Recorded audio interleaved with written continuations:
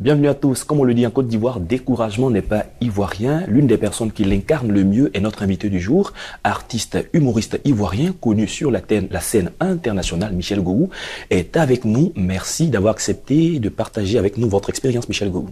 Bonjour.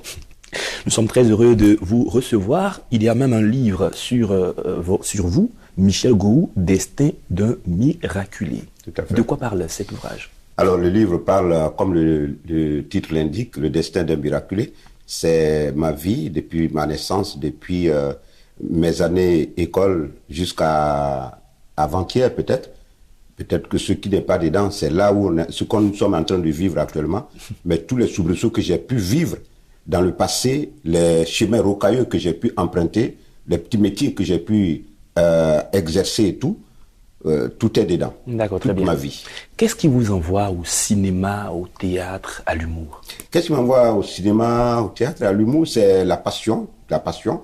Ben, écoute, depuis l'école primaire, pour combattre ma timidité, j'ai été orienté au théâtre. Ouais. Et puis, bon, quand j'ai vu que ça combattait effectivement cette timidité, le théâtre et moi, on a lié amitié, on ne s'est plus jamais lâché. Et comme on le dit que le 7e art, c'est-à-dire le summum de l'art même, c'est le cinéma. On ne peut pas faire de théâtre sans faire du cinéma. Donc, du théâtre au cinéma, il n'y a pas de pas. Donc, quand on faisait le théâtre, l'objectif, c'était d'arriver au cinéma. Donc, c'est pas un hasard. Et aujourd'hui, Gogou Michel a célébré 30 ans de carrière. Tout à fait. Quels sont les grands aspects qu'on peut retenir de ces 30 ans de carrière? 30 ans de carrière, c'est pas 30 jours. 30 ans de carrière, c'est 30 années bien comptées de galère. Parce que à l'époque, on disait que le théâtre ne nourrissait pas son homme. Malgré ce juron, nous, on y croyait quand même, on faisait ce métier. Ouais. Et on a connu vraiment ce qu'on appelle la galère du métier. C'est pas comme aujourd'hui où on vient maintenant et puis le lendemain, on a une voiture. Non, c'était pas le cas. C'était vraiment le théâtre à l'état pur. On ne connaissait pas l'humour, mais c'était le théâtre même dans toutes ses dimensions. Et franchement, il y a beaucoup de choses qui ont été révélées. Il y a beaucoup de choses que nous avons vécues qui méritaient quand même d'être racontées à la génération actuelle et à venir. Justement, au titre de ces choses qui méritent d'être racontées, tout le monde vous voit sur des écrans de télé, on vous voit dans des films, beaucoup de personnes vous envient, mais il y a eu des débuts difficiles. Oui, tout début est toujours difficile, il n'y a jamais de début facile. Quand le début est facile, il faut raccrocher. Il faut raccrocher parce que ça n'ira pas loin, ça va être un feu de paille. Voilà, donc tout début a été toujours difficile. Nous, on a connu effectivement des débuts difficiles, mais il fallait s'accrocher. Il faut y croire parce que tout métier, c'est d'abord, ça part d'un choix. Si c'est un choix, c'est ton choix personnel. Personne ne t'a orienté dedans. Tu choisis, tu assumes. Si ça réussit, c'est tant mieux. Si ça échoue aussi, tu assumes. Donc, tout part d'un choix. Et là, vous, votre état de santé, le handicap, n'a pas été un problème pour qu'aujourd'hui vous soyez à ce niveau? J'étais handicapé quand j'avais mes 10, 11, 12, 13 ans. Mais à partir du moment où je n'ai plus de handicap, à l'époque, je ne marchais pas. J'étais complètement cloué au sol. Je n'arrivais même pas à me tenir debout. Et donc, aujourd'hui, si j'arrive à marcher, j'ai joui de toutes mes facultés. Donc, il y a plus de handicap.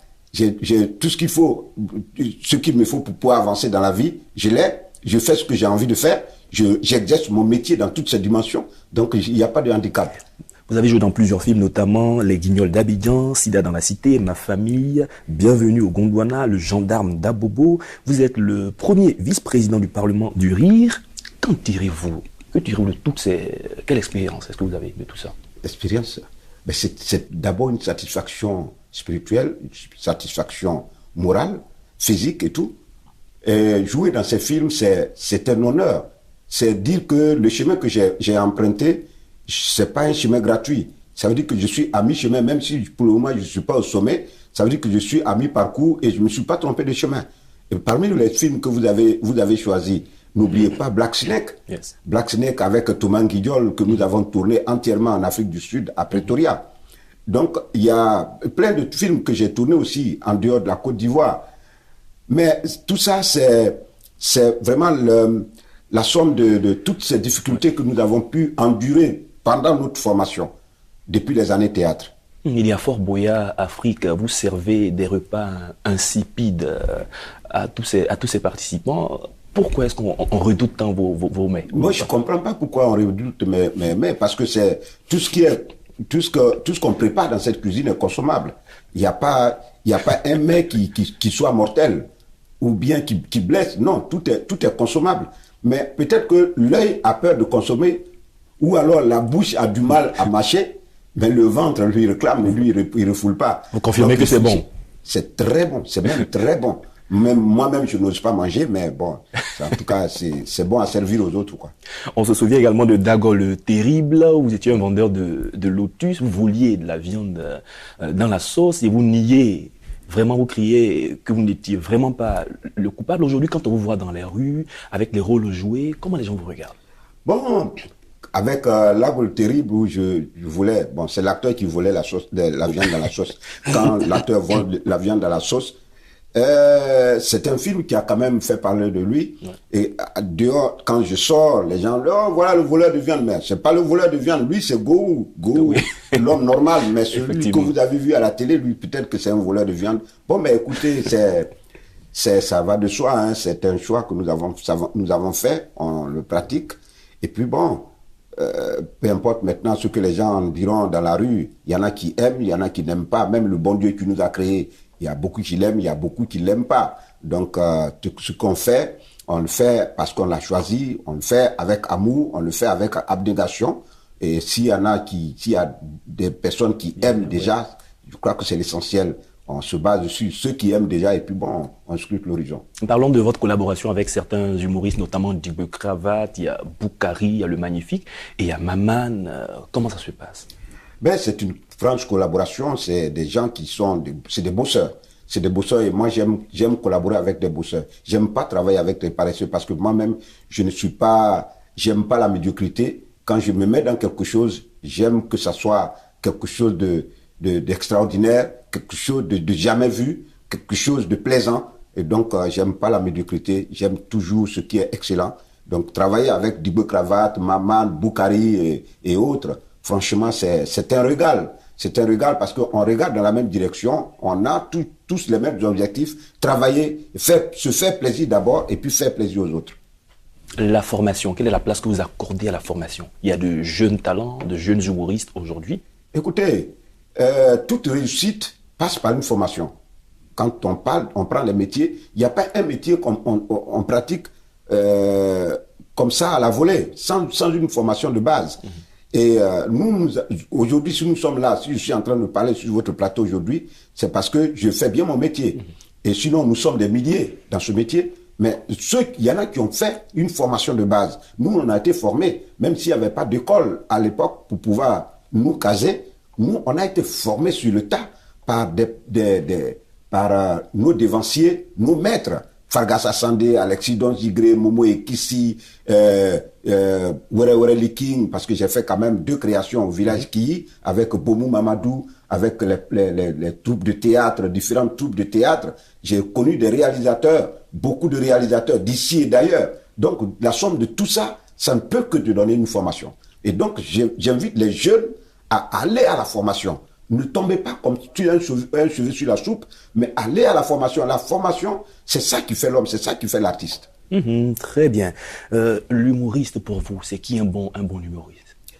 Le bon humoriste, c'est quelqu'un qui d'abord cherche à apprendre, c'est quelqu'un qui se documente, c'est quelqu'un qui va voir le spectacle des autres, c'est quelqu'un qui creuse, c'est quelqu'un qui cherche, c'est quelqu'un qui fouille, qui cherche à découvrir ce que les autres n'ont pas encore donné. Voilà, c'est celui-là même qui est en communion totale avec son public.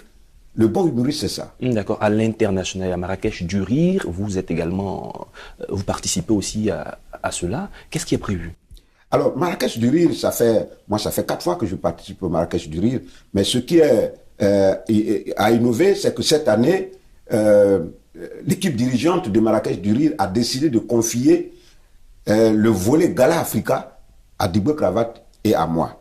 Nous sommes 2 qui allons organiser le Gala Africa à Marrakech. Donc, il nous revient le droit de recruter, de sélectionner 8 humoristes de différents pays pour pouvoir organiser ce Gala Africa à Marrakech. D'accord, très bien. Et c'est ça qui c'est vraiment plaisant et c'est un festival à ne pas manquer. Nous sommes à la fin de cette émission. Vos prochaines activités, prochaines actions? Prochaines activités, j'ai un film de 104 épisodes que je viens de finir. Et on va passer bientôt peut-être au tournage si les discussions vont bon train actuellement. Et puis bon, si on s'entend sur certaines modalités et tout, le tournage va commencer bientôt et ça va faire du bruit, ça c'est clair. Et en dehors de cela, j'ai des spectacles one-man show que je dois faire à travers certaines villes d'Afrique. Et puis, on a aussi une série de spectacles à Paris et à Montréal. Voilà, c'est tout. Merci Michel Gou, nous avons eu le plaisir à vous recevoir. C'est moi qui vous dis merci. Et j'invite tous les lecteurs, tous les spectateurs, tous les fans à prendre ce livre, Gou Michel, Destin des miraculés, à chacun son livre. N'allez pas lire le livre des autres. Mais celui-là, je vous le laisse, je vais le dédicacer pour vous et vous allez le lire. Merci Michel Gou, nous avons eu du plaisir à échanger avec vous. Nous parlions d'humour. Merci à vous chers téléspectateurs de nous avoir suivis. C'est la fin de cette émission. À très bientôt pour un autre numéro.